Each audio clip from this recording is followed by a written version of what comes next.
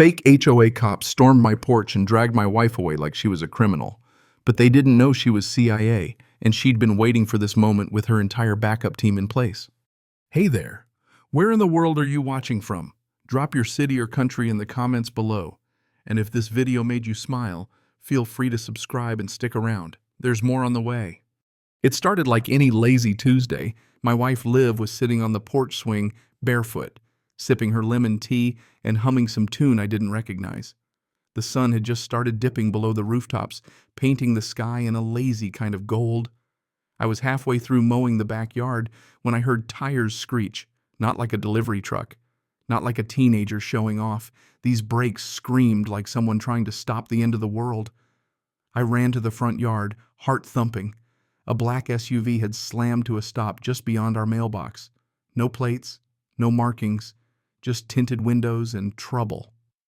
Before I could move, 3 men jumped out in matching black polos with HOA compliance officers stitched across their chests in yellow thread that looked a little too fresh. Tactical vests, earpieces.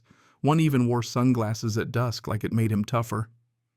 "Compliance check!" the tallest one barked as they stormed up our driveway like they had a warrant. But this wasn't police. This wasn't even code enforcement. This was something else. "What the hell is this?" I shouted, stepping in front of them. They didn't answer. 2 peeled off toward the porch. Liv was already standing, calm as ever, tea still in her hand. They grabbed her, one on each arm, and started dragging her down the steps like she was some kind of threat.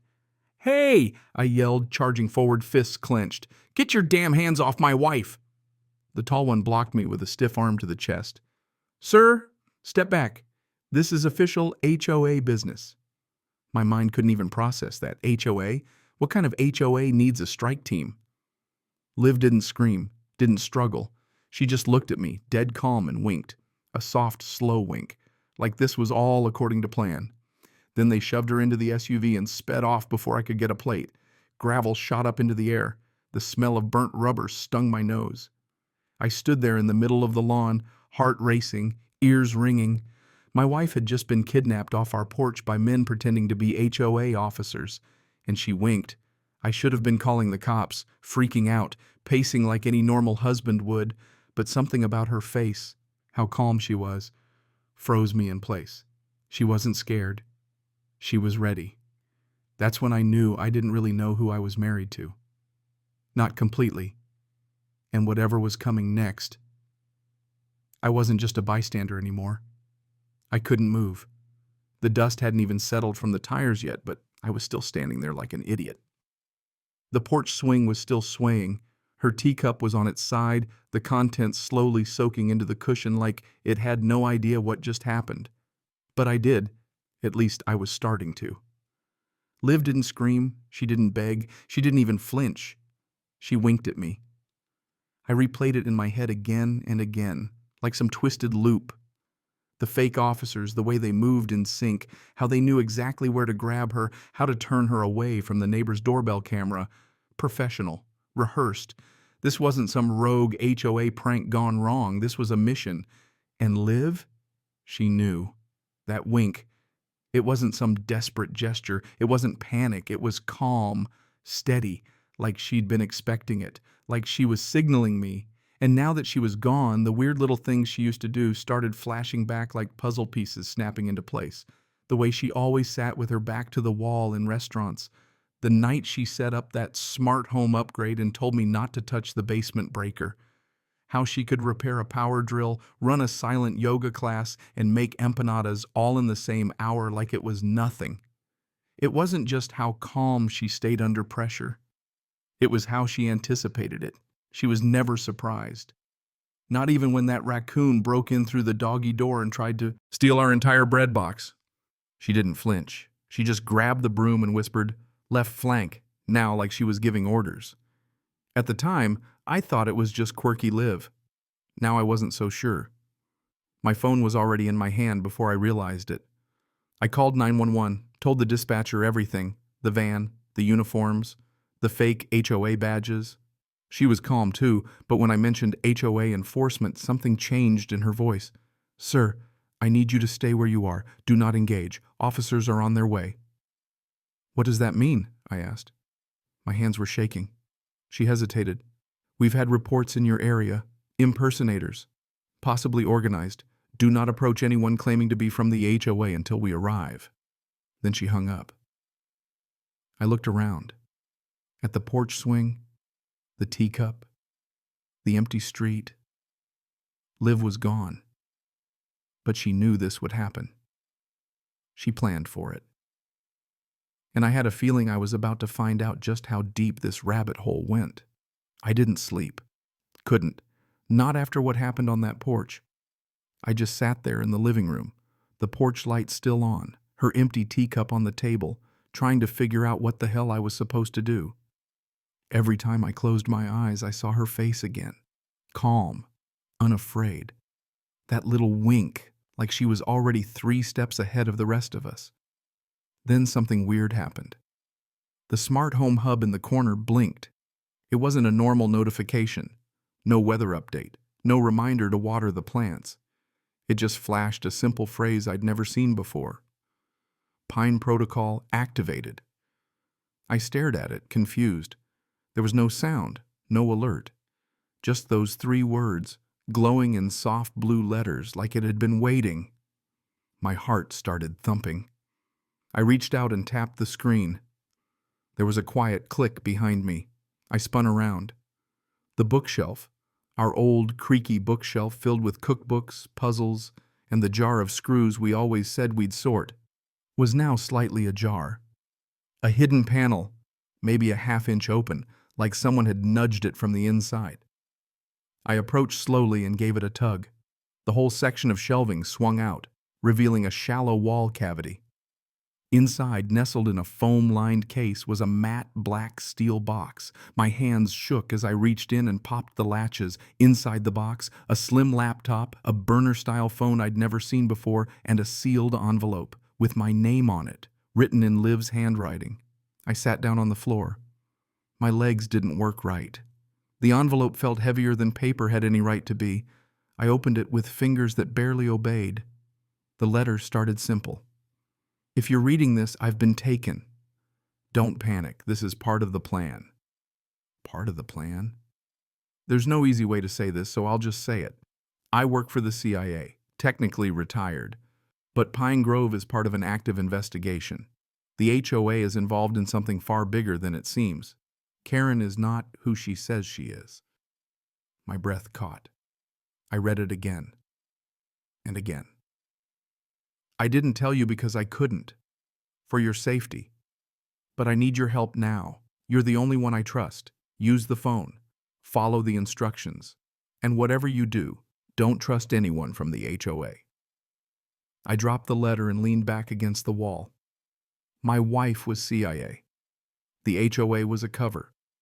And I had just been recruited into a suburban war I didn't even know was happening. The laptop powered on without a password. Just a silent hum and then a cold steel blue screen with one icon. Operation Hone It. I clicked it. What opened next didn't look like anything from this world. No folders, no desktop clutter, just a secure interface with military-grade encryption and a list of files that made my stomach twist. Dossiers, surveillance logs, transfer records, and right at the top, her name. Karen Thompson. I clicked. Her file was the thickest. It started like a resume, only the kind you'd never see on LinkedIn. Real name, Karina Vavrovna. Born, Malova, Eastern Bloc. Entered U.S. on a student visa, overstayed, created a new identity. Alias history, Carla Vi, Katrina Voss, Karen Thompson. Each identity was tied to a different suburban community, each with its own HOA, and each one collapsed under strange financial pressure after she left. Her pattern was always the same: get on the board, take control, rewrite the bylaws, crank up the fines, target specific residents, push through budget increases, hire her own contractors, and then start laundering money through those fake vendors. There were wire transfers from the HOA account to a landscaping company that didn't even have a website. Another one to a private compliance unit based out of Nevada. Same company name stitched onto the uniforms of the guys who took Liv. My jaw clenched. The CIA had been tracking her for 5 years, watching as she built this shell operation, neighborhood by neighborhood. She was quietly moving hundreds of thousands through fake repair jobs, clubhouse renovations, bogus legal fees, all funneled through HOA budgets into offshore accounts in Malta and the Caymans. The notes even mentioned foreign influence, suggestions that her operation was being backed by something much bigger, government-sized, names redacted, but there were phrases like economic destabilization via domestic policy manipulation and microcell infiltration of civilian governance structures. They weren't just using HOAs to hide money, they were using them to control communities. And we were living in one. My hands trembled over the trackpad as I scrolled deeper. Photos of Karen in meetings. Karen at a fake garden club that doubled as a data exchange. Karen at a luxury villa in Italy drinking wine with a man marked as a known financial agent. I slammed the laptop shut and stared into the dark. She wasn't just our neighborhood tyrant, she was an embedded operative. And every violation notice, every bogus fine, every ridiculous rule was part of a much larger game. And somehow my wife had been playing it right under her nose. Now she was captured, and I was next on the board. I hadn't even processed what I'd just read when the burner phone in the case lit up. No ringtone, just a single message. Get to Mrs. Jensen's. Now. Shrubbery. Shrubbery? I almost laughed. Almost. But after watching my wife get snatched off our porch by fake HOA stormtroopers and learning Karen was an international agent laundering money through lawn fines, I wasn't in the mood for comedy. I threw on a hoodie, tucked the phone into my pocket, and stepped out the back door. Mrs. Jensen lived 2 houses down. Everyone in the neighborhood loved her. She baked cookies for the HOA bake sale, painted little gnomes for every holiday, and once knitted me a scarf that I still wore when raking leaves. She was, as far as anyone knew, the most harmless old lady in Pine Grove, which is why I nearly jumped out of my skin when she opened the door before I even knocked. "Took you long enough," she said. I stepped inside expecting the smell of cinnamon and cat hair. Instead, I walked into what looked like a CIA field office disguised as a retirement home. The curtains were drawn tight. A dozen monitors lined the walls, each one showing live surveillance feeds of our neighborhood from angles I didn't even know existed. There was a blueprint of the HOA clubhouse pinned to the corkboard, a wall map with red yarn connecting houses, and a drawer labeled Phase 2 Contingencies. Agent Jensen, locked the door behind me and motioned toward a folding chair. "You're in it now, son." I sat, stunned. She poured me tea like we were chatting about soup recipes. "Your wife is part of Operation Shrubbery. We're an embedded unit monitoring HOA-based infiltration attempts. You ever wonder why everyone here's so obsessed with mailbox color? That's not an accident. It's conditioning." "You?" I stammered. "And Bob down the street. And Priya, the dog walker. Even George, the mailman. He's our comms guy." My mouth went dry. All the people I thought were just weird neighbors? Operatives. "Liv knew they'd come for her," she said, watching one of the screens where the HOA clubhouse glowed faintly under motion detection lighting. "She planted the bait. You were her fail-safe. That's why she left you the case." "Fail-safe?" I whispered. Mrs. Jensen nodded. "You're the wild card, the one they'd never suspect. We needed someone unpredictable on the outside when the breach began." I laughed nervously. "Breach?" "Oh, sweetheart," she said, handing me a flash drive with a red sticker. "You're not just in this. You're part of the mission now." And just like that, I was officially a member of Operation Shrubbery. The flash drive was small, red sticker, no markings. Looked like something you'd buy in a gas station checkout bin. But the way Agent Jensen, handled it, you'd think it was holding nuclear codes. "This shuts down their security grid," she said. "Camera feeds, motion alerts, backup servers, all of it." I turned it over in my hand like it might detonate. "Why me?" "Because you're not on their radar yet. They think you're just a panicked husband with a power washer and an overwatered lawn. And because if I try it, they'll be watching." She wasn't wrong. Karen's people were everywhere. They'd been sweeping the neighborhood all afternoon. Clipboard patrols, HOA walkthroughs, guys pretending to check property lines with gear that looked more military than municipal. But they never even glanced at me. Good. The clubhouse shed was behind the building, tucked near the walking trail, camouflaged under the guise of storing fertilizer and folding chairs.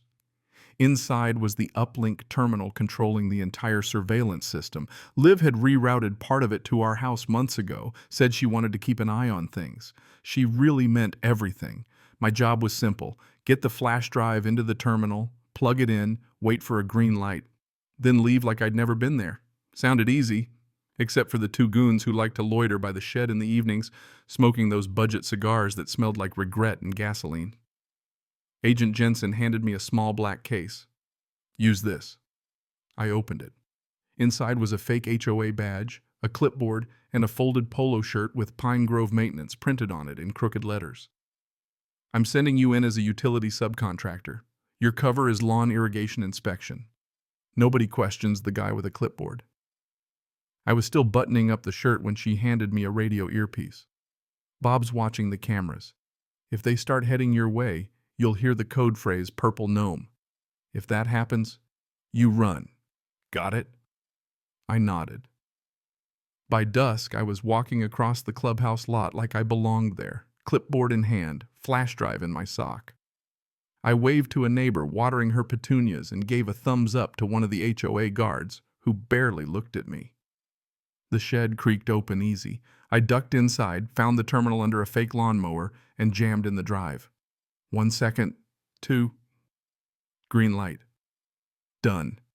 I backed out fast, walking slow like I'd just fixed a broken hose. No one followed me. No one even blinked. Until later that night when my burner phone buzzed with a voice message. Liv's voice. Nice work, babe. They're blind now. Extraction's coming, and I promise, I'll explain everything soon. The meeting invite arrived just after midnight. Printed, folded, hand-delivered. Karen's signature lavender stationery, her signature smug wording, urgent HOA budget review, mandatory attendance strongly encouraged. It was clearly bait, but this time we were the ones waiting in the grass. Liv's voice crackled through the secure line I now kept taped behind our bookshelf. We're breaching from below. Old storm tunnel connects to the clubhouse basement. Need exactly 12 minutes. You just have to stall her. That's all. Just stall the most manipulative, passive-aggressive woman on Earth long enough for a covert federal team to punch through a hidden storm tunnel and rescue my CIA wife from beneath a bingo hall. No pressure. Agent Jensen helped prep me. Bob fed me HOA jargon to blend in. Priya, the dog walker turned tech specialist, slipped me a burner with a tracker app linked to Liv's location in real time. It pulsed like a heartbeat every few seconds. She was alive, still moving. Probably pacing, probably scheming. I knew her. She was already 5 steps ahead of this meeting. The plan was simple. Go in, ask questions, be annoying, force Karen to stay in the room while Liv's team worked underneath. The clubhouse was packed, not just residents. Karen had brought her entire faux board. Guys in matching blazers who always looked like they smelled faintly of printer toner and lies. The room smelled of lemon disinfectant and cheap ambition. Karen stood at the podium, smiling like a pastor about to pitch salvation. Thank you all for coming. We're so excited to present the revised Pine Grove budget, which includes exciting new initiatives. I raised my hand. She paused. Yes, Mr. Granger? Quick question. Why does the budget include $19,000 for noise suppression infrastructure in a residential zone? The room shifted. Murmurs. Karen's eye twitched. That's for, acoustic optimization. For community events. Community events in the basement? She blinked. Nailed it. That heartbeat pulse on the app was getting stronger. Liv was close. Karen tried to move on, flipping through her comically thick binder. Let's return to item 12, beautification enforcement. I raised my hand again. Is that why 3 houses got fined for non-compliant flower symmetry? Just wondering how you measure that. Snickers now. Someone in the back laughed out loud. Karen's grip on her pointer stick tightened. Tick, tick. The tunnel team would be under her by now. The power flickered. Just a blink, but enough to make Karen flinch. I smiled. You okay, Karen? You look tense. She opened her mouth to answer, but that's when the floor vent behind the podium popped with a faint clink. Time was up, and Liv was coming. Karen's smile cracked the second that vent popped. She heard it. I heard it. Everyone in that room felt it. That subtle metallic shift beneath our feet, like something was waking up down there. Something Karen definitely didn't want near daylight. Her hand twitched toward her walkie, hidden in the side pocket of her ridiculous lavender blazer, but I beat her to it. I stood up. "Karen," I said, loud enough to carry. "Or should I say, Karina Vovrovna?" The room fell silent. Her mouth moved, but no words came out, like her brain had skipped a gear.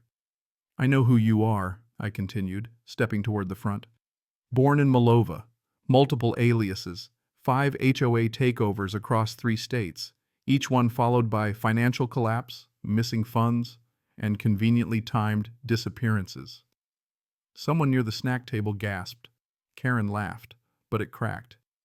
"Mr. Granger, if this is some kind of joke—" "Joke?" I cut in. "Is that what we're calling offshore wire transfers to landscaping companies that don't exist? What about the $14,000 this board approved for noise suppression equipment installed directly above a concrete basement?" She froze. I took another step. "Did you think no one would notice? That we'd all just pay our fines and shut up while you ran a laundering operation disguised as lawn inspections?" "Enough," she snapped, voice sharp as glass.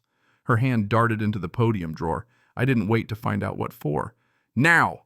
I shouted. At that moment, chaos erupted. The podium vent blew open like a reverse jack-in-the-box, and Liv launched up through it like a ghost rising from the grave, dirt-smeared, furious, and swinging a compact baton that cracked like thunder. The nearest fake board member reached for his belt. Bad move. Liv spun and dropped him with a leg sweep that sent him crashing into the water cooler. Karen backed toward the emergency exit, screaming something in a language I didn't recognize. George, the mailman who was definitely not just a mailman, had already disabled the fire door. Karen slammed into it and rebounded like a cartoon villain hitting a painted tunnel. More agents flooded in, Bob in tactical gear, Priya with a shoulder bag that turned out to be full of non-lethal flash charges. Someone screamed. Someone else cheered. A folding chair went flying. I just stood there staring at my wife, her eyes sharp, calm, completely in control as she moved through the chaos like she'd never left the field. She looked at me for half a second, then gave me the smallest nod. Now you know, I'll never forget the moment she rose through that floor. 1 second the meeting was chaos, folding chairs tipping over, Karen barking orders in a language no one else understood, her fake board scrambling like ants under a boot. Then, bam, the podium vent blew clean open. And there she was. Liv, covered in dirt, hair pulled back tight, eyes blazing. Her blouse was torn, her right sleeve soaked with sweat, and in her hand, a collapsible stun baton crackling with live current. My wife. My yoga-teaching, garden-loving, porch-swing-sipping wife, looking like she just walked off the set of Mission Suburbia. She didn't hesitate. First target.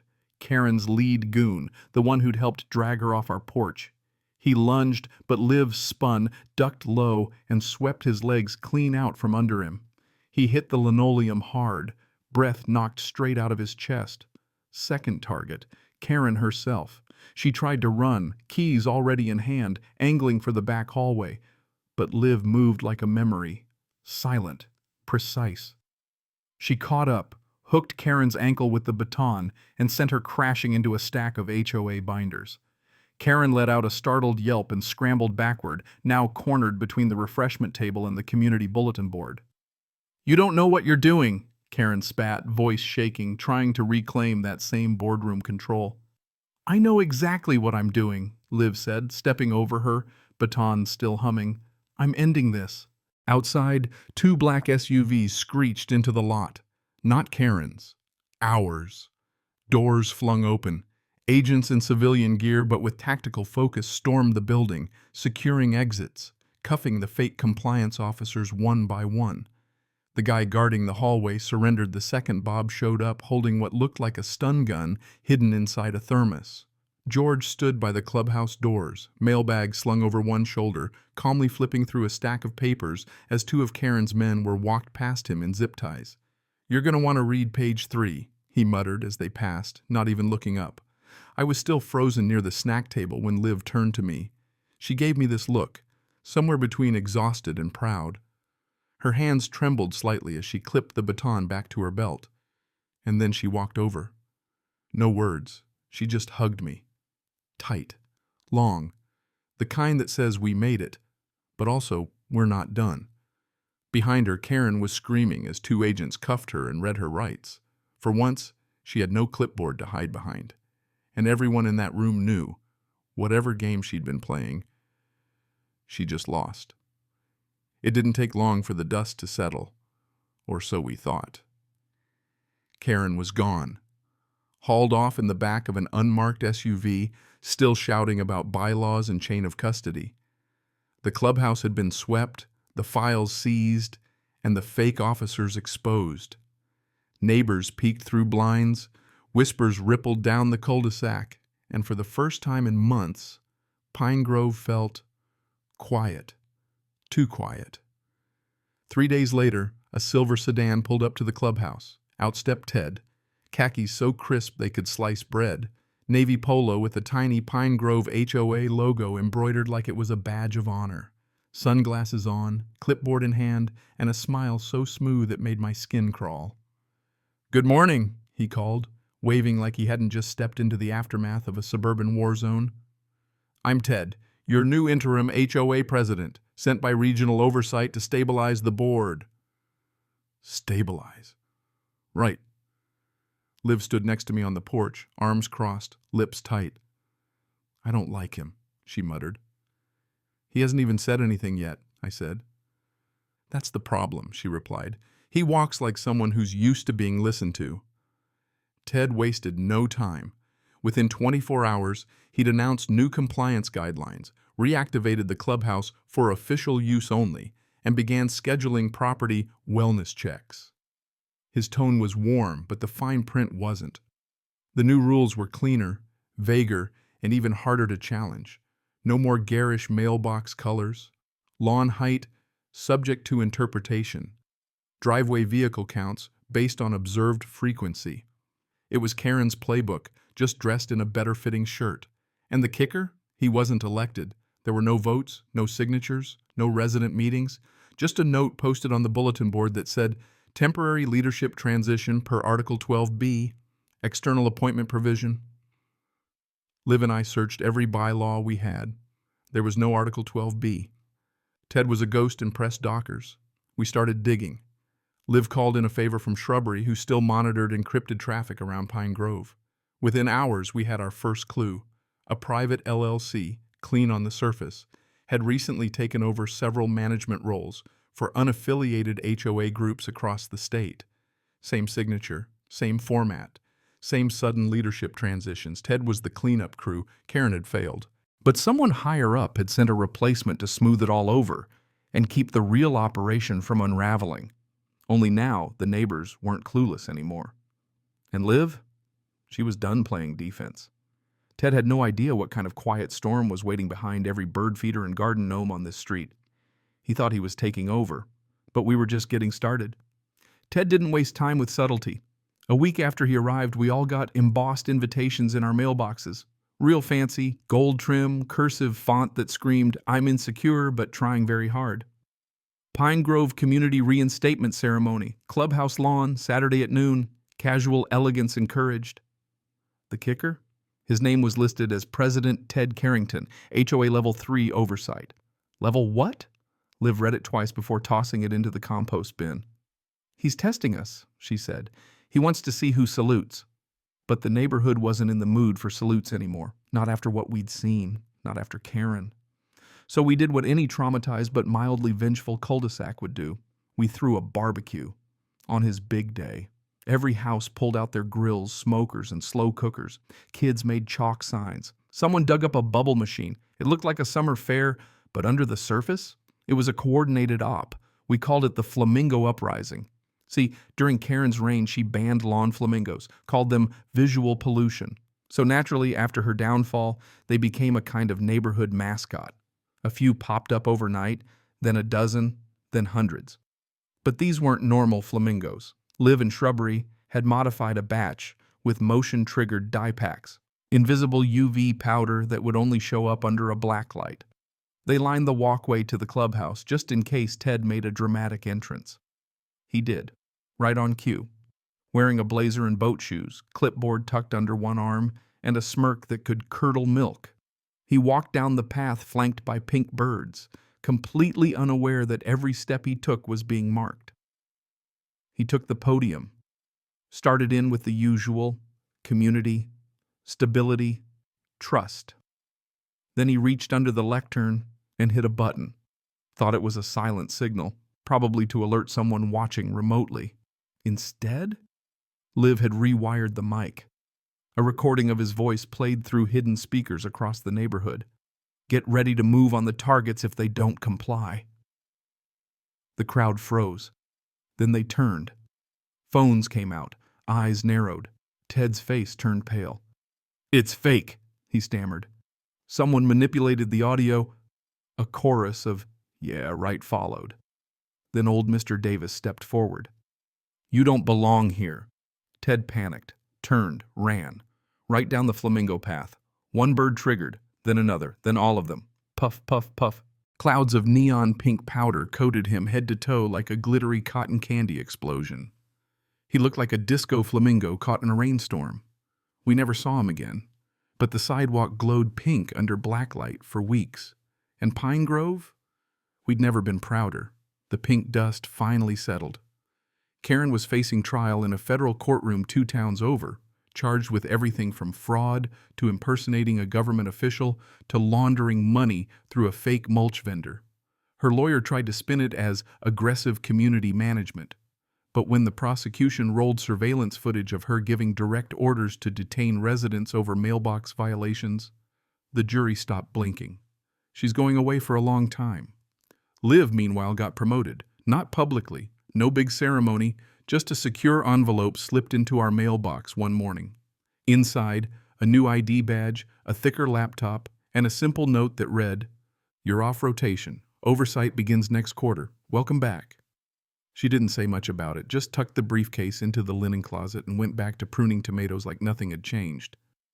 But I noticed she stopped flinching in her sleep. And me? Well, somehow, I got elected HOA president. I didn't even run.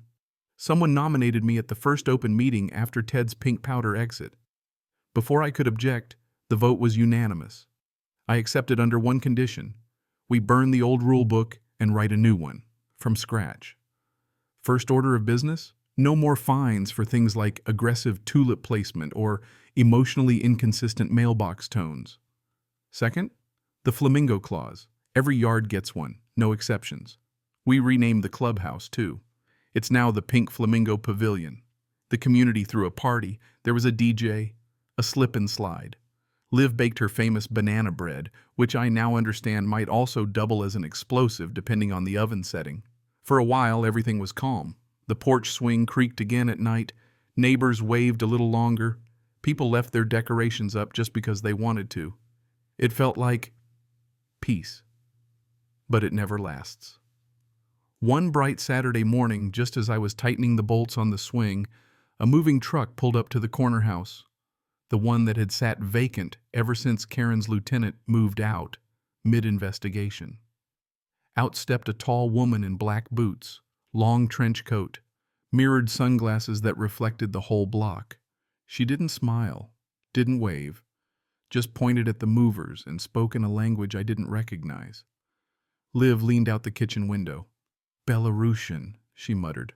"Of course it is." "Coincidence?" I asked, already knowing the answer. Liv shrugged.